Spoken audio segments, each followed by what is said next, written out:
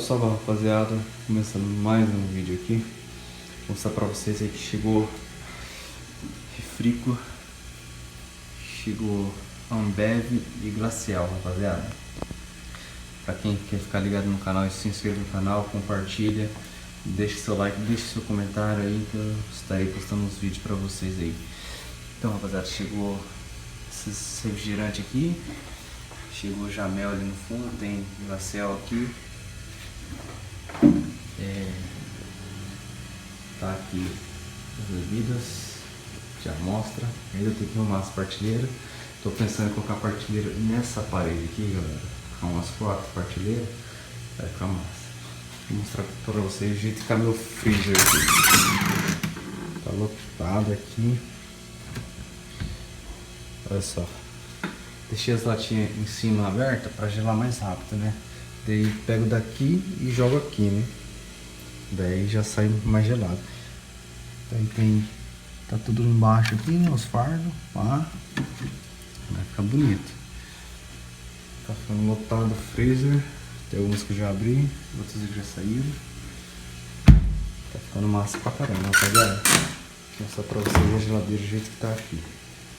A geladeira aqui tá lotada também. Já saiu uns corote aqui. Vendendo os corote. Estão com água com gás agora também.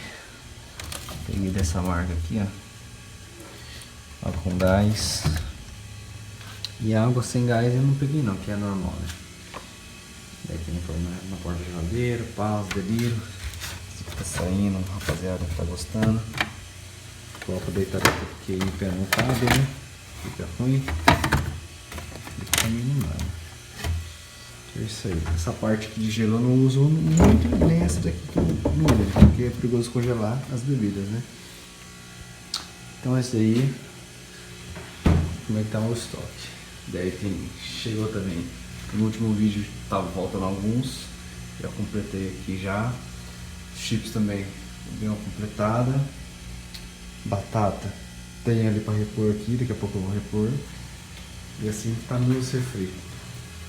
Refri, coca, energético, cigarro ali. Acabou 2 packs de Zomo e 2 packs de Zig. Eu vou ter que fazer o pedido. Rapaz, eu acho que traz semana que vem pra mim. Ali tá as outras bebidas também.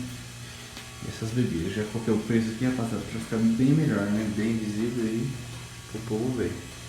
Então beleza, então é isso aí, se inscreva no canal. Até o próximo vídeo. Valeu e fui!